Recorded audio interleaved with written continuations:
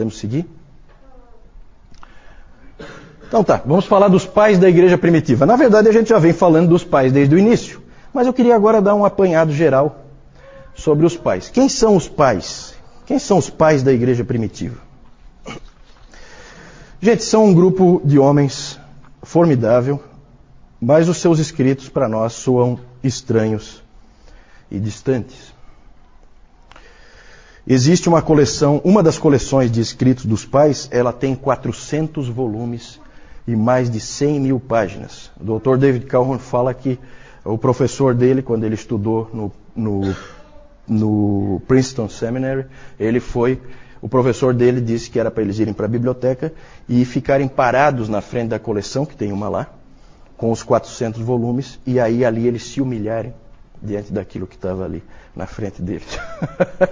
Ele disse, essa parte foi fácil, o difícil seria se ele tivesse dito para a gente ler aquilo ali.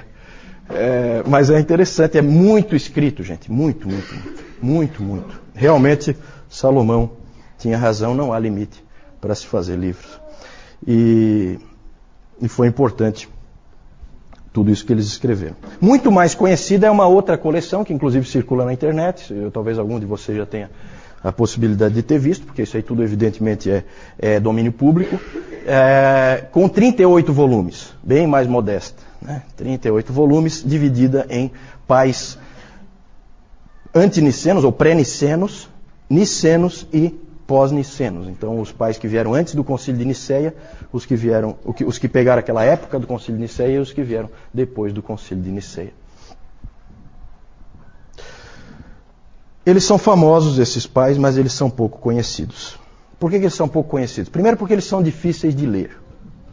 Eles são extremamente prolixos. O que a gente escreveria numa página, eles vão levar umas 6, 7. Depois os puritanos vão fazer isso de novo, né? Gostam de escrever. E eles sempre fazem digressões. Sabe o que é digressão? Digressão é quando eu começo a falar um assunto, eu faço muito isso, tá? Quando eu começo a falar um assunto, e daqui a pouco eu já estou falando um outro assunto e eu não concluí o primeiro. E aí eu vou para um terceiro assunto e eu não concluí nem o primeiro nem o segundo. Isso são digressões. E eles fazem essas digressões. Às vezes eles começam com um assunto, daqui a pouco eles já vão para outro. No Novo Testamento tem alguém que faz esse tipo de coisa, né?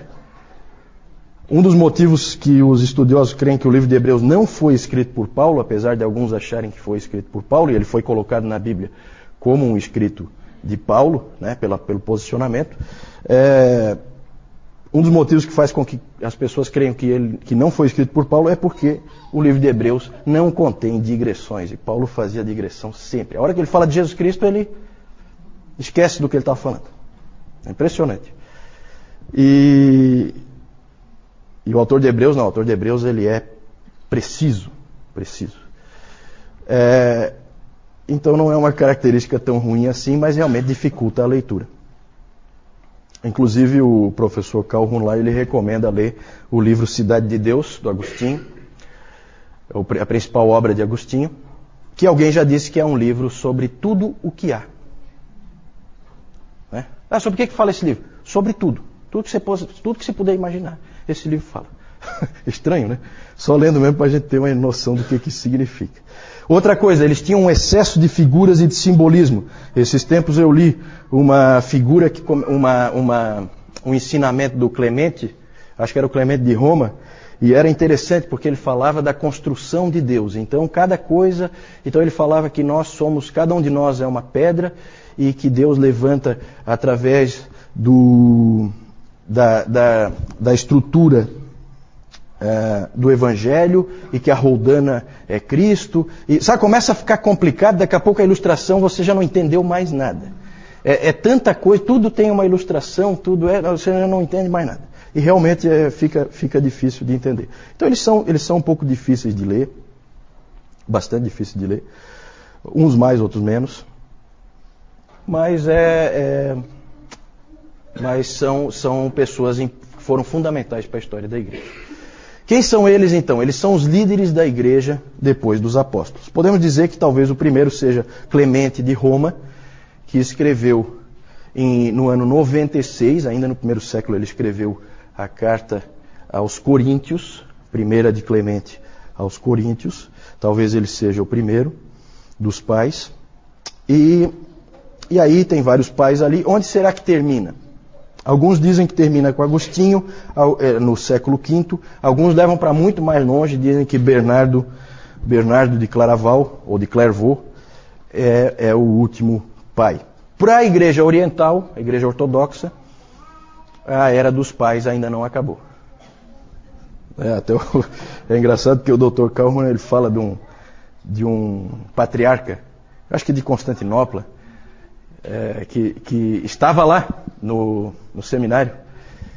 E aí perguntaram para ele, quando é que terminou a Era dos Pais? Aí ele falou assim, como assim terminou? Eu estou vivo?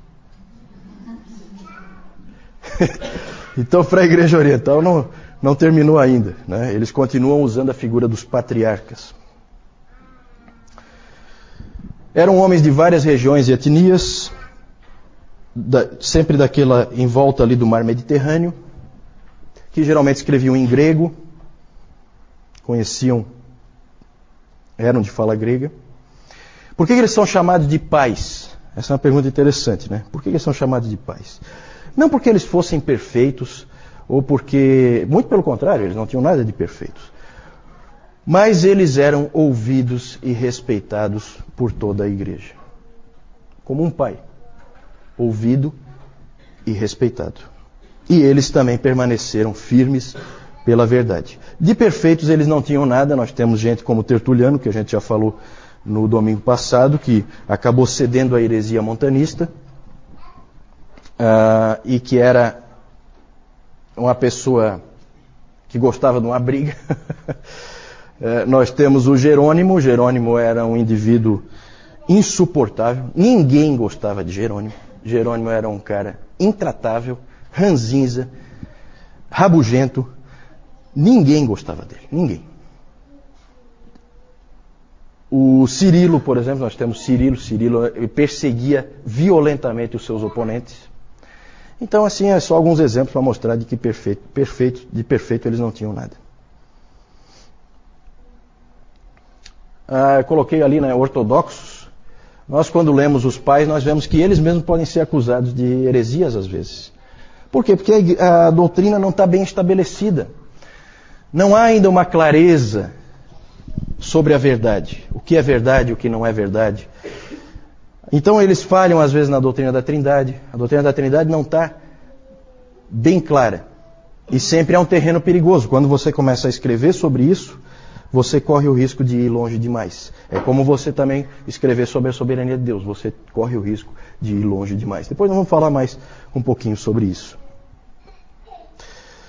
De qualquer maneira, a igreja antiga honrou os seus líderes e eles são chamados de pais. A maioria deles foi considerada tanto pela igreja católica, como pela católica romana, como pela igreja ortodoxa. Eles são considerados santos. Alguns não, como Tertuliano, por exemplo, porque seguia uma heresia, e o Orígenes, porque falava muita bobagem. Né? Mas vamos lá. Vamos falar rapidamente de 9 pais, só assim para vocês terem uma ideia da variedade de cada um. Pode pôr o primeiro aí. Clemente de Roma, que foi o primeiro aí, a gente não sabe bem quando que ele nasceu, mas ele morreu no ano 99. É um típico pastor. Falei para vocês, eu já tive a oportunidade de ler a primeira carta aos Coríntios de Clemente de Roma. É uma carta curta, dá para você ler tranquilamente, tem evidentemente na tradução, né? Eu não sei ler em grego. Mas ele é tipicamente pastoral. É um pastor, nitidamente um pastor. Próximo, Policarpo. Aí nós vamos colocar mais ou menos em ordem cronológica, e todos esses pais aí são do 2º, 3º século. Primeiro, 2º, 3º século, que é mais ou menos onde a gente está. Não conseguimos avançar ainda. Hoje nós devemos entrar no 4º século. Policarpo nós já falamos, nós falamos do martírio dele, lembram? Ele foi bispo de Esmirna, conheceu pessoalmente o apóstolo João. Isso é sempre uma coisa muito interessante. Ele foi discípulo de João, ele aprendeu com João. Isso é uma coisa bem marcante. E ele é famoso por aquelas palavras que ele disse quando ele foi martirizado. Famosas palavras: 86 anos eu servi ao Senhor e Ele nunca me falhou. Como poderia eu negar a Cristo, meu rei.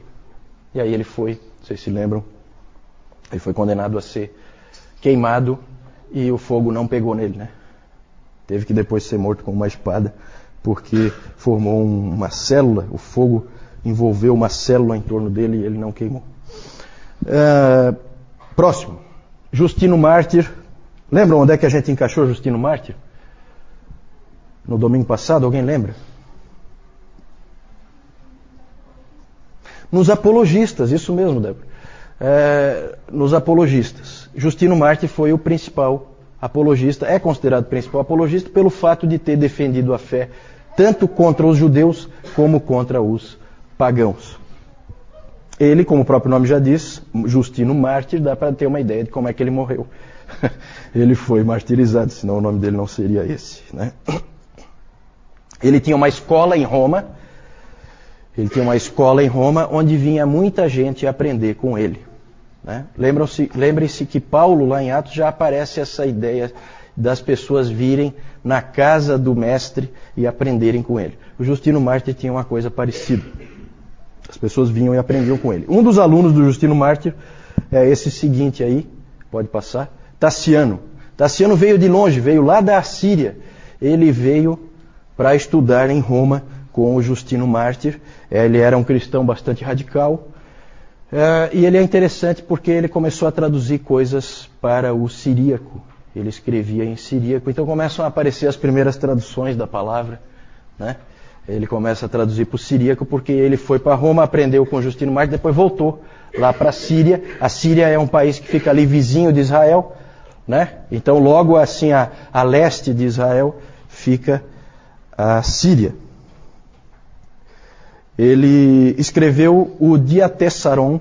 Diatessaron é a primeira harmonia dos evangelhos. Você sabe o que é uma harmonia dos evangelhos?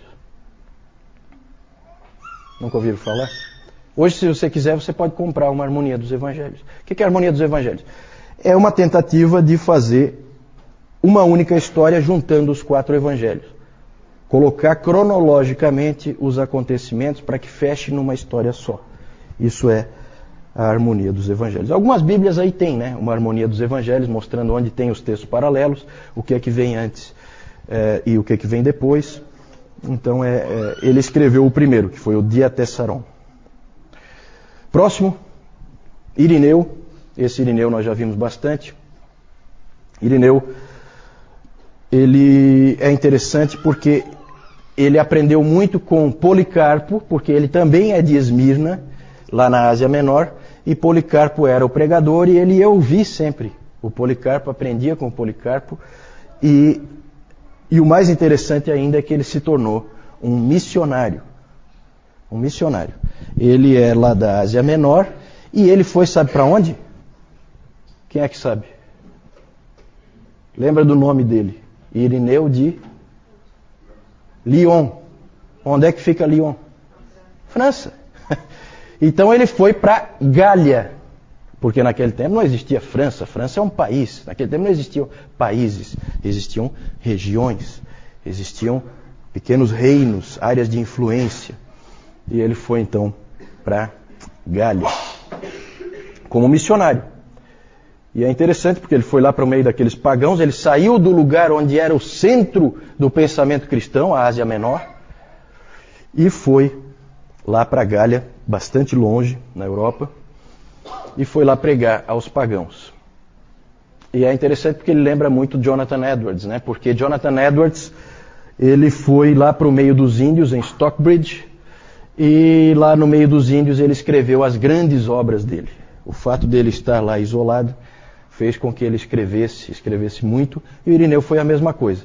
O livro dele, em vários volumes, Contra Heresias, é o nome? Contra Heresias, onde ele atacou o gnosticismo, atacou o marcionismo, ele escreveu lá na Gália. Então é interessante porque ele é realmente um missionário, ele aprendeu a língua do lugar para onde ele estava indo, bem aquele esquema que a gente conhece de missões. Irineu. Próximo. Tertuliano, esse nós já vimos várias vezes. Vimos que ele era bastante radical no seu isolamento do mundo. Ele, na verdade, era um advogado que se tornou teólogo. E algumas pessoas acham que foi bom que ele fosse um advogado porque ele trouxe para dentro do cristianismo uma linguagem um tanto quanto legal, do direito. E outros acham que isso não foi bom. Isso aí há discussões entre os eruditos aí quanto a esse aspecto, se foi bom ou se não foi. Ele é um dos pais mais interessantes de ler, segundo se diz. Já colocamos várias frases dele, então ele tem frases de efeito que são conhecidas até hoje. Vocês lembram, no domingo passado nós mostramos aquela que é bem conhecida, que o sangue dos mártires é a semente da igreja. Então ele tem essas frases de efeito. Então ele é um pai da igreja que é interessante de ler. Um aspecto também pitoresco aí a respeito dele é que ele é famoso por ter criado centenas de novas palavras no latim, para a língua latina. Criou centenas de novas palavras. 509 substantivos, 284 adjetivos e 161 verbos novos. Ele criou. Tem uma palavra dele que todos nós usamos. Quem é que sabe? Pegadinha. Quem souber pode ir embora, não precisa mais vir. Está passado. Está passado. Criação dele. A palavra trindade. Trindade. Tertuliano criou essa palavra. Trindade. Todos nós usamos, né? A palavra trindade é criação dele.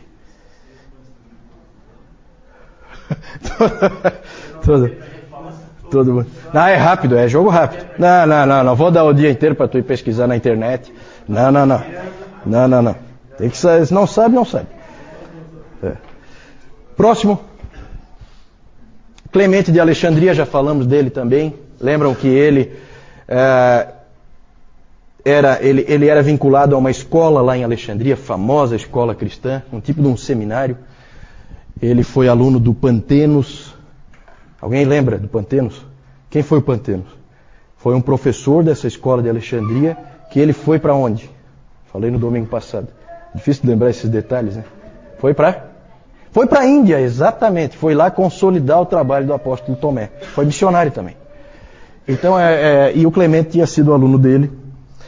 E o Clemente, todo esse pessoal de Alexandria gostava muito do conhecimento, inclusive do conhecimento pagão, dos filósofos, né?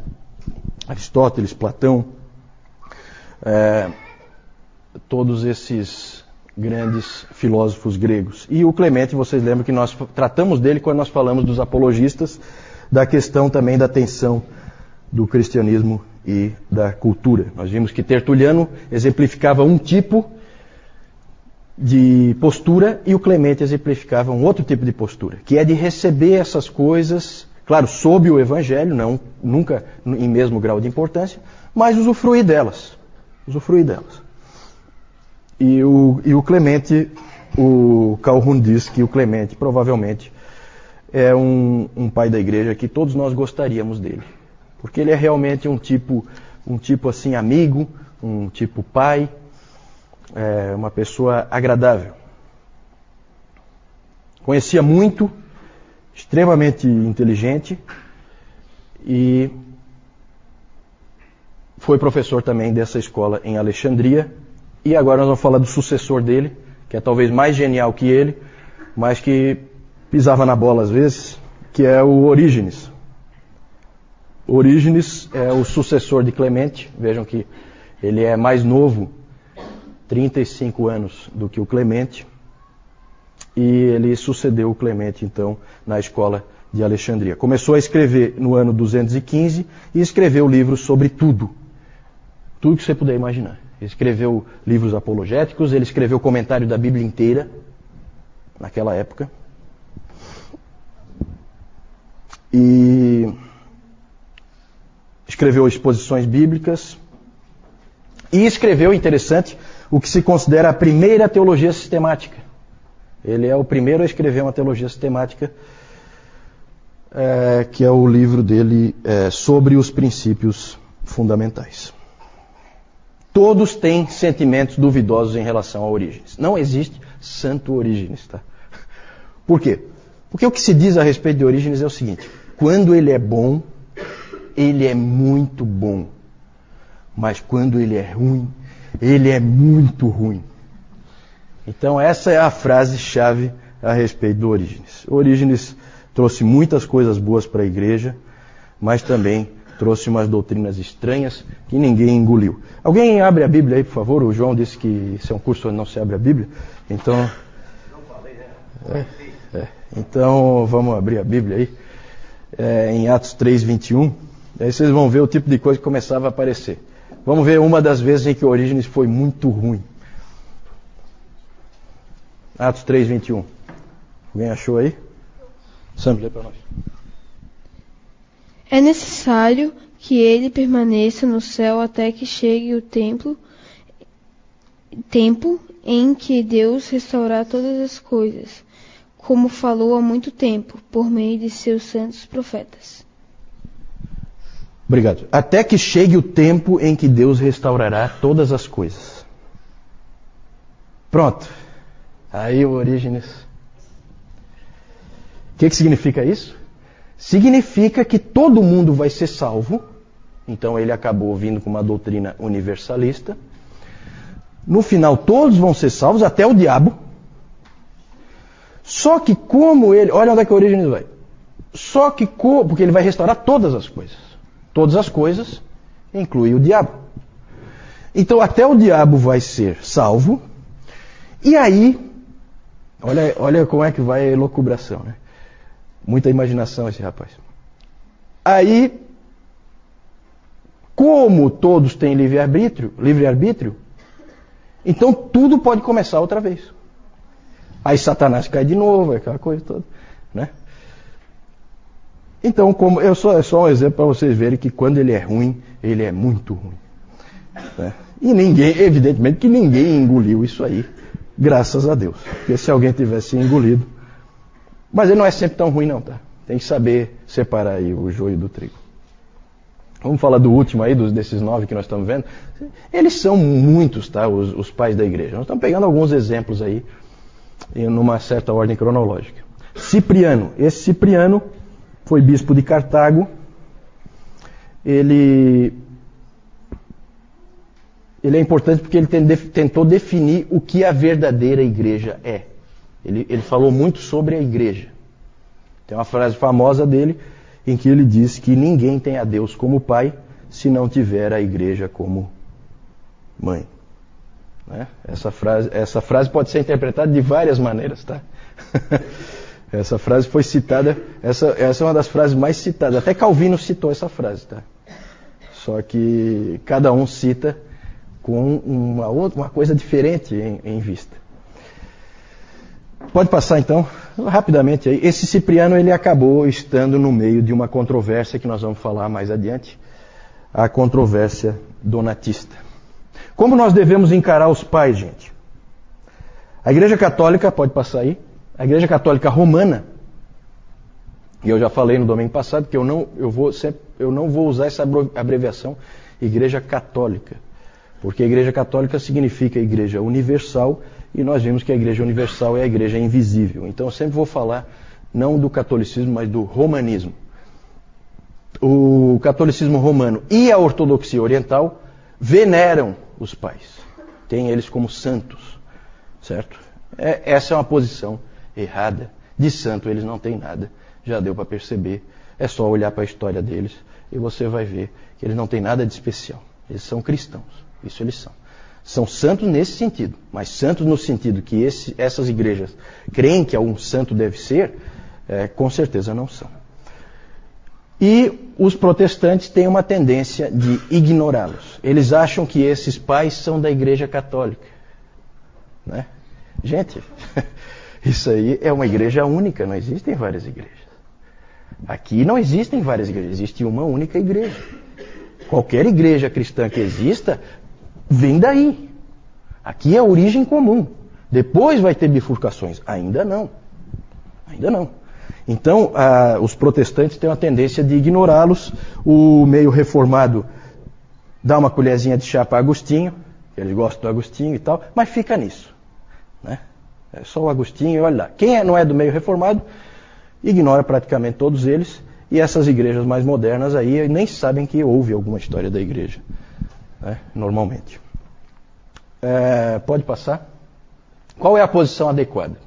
A posição adequada nossa deve ser a seguinte: nós devemos olhar para eles como seres humanos que estavam algumas vezes errados, mas que foram frequentemente guias fiéis e que sustentaram a igreja e que colocaram a igreja no caminho certo e que foram usados por Deus para isso. Ok? Pode passar? Vamos ver aí então as figuras de alguns deles. É claro que essas figuras sempre são da arte, não existe fotografia, não existe nada disso. Provavelmente eles eram bem diferentes do que aparece ali, mas é interessante para a gente ver, né?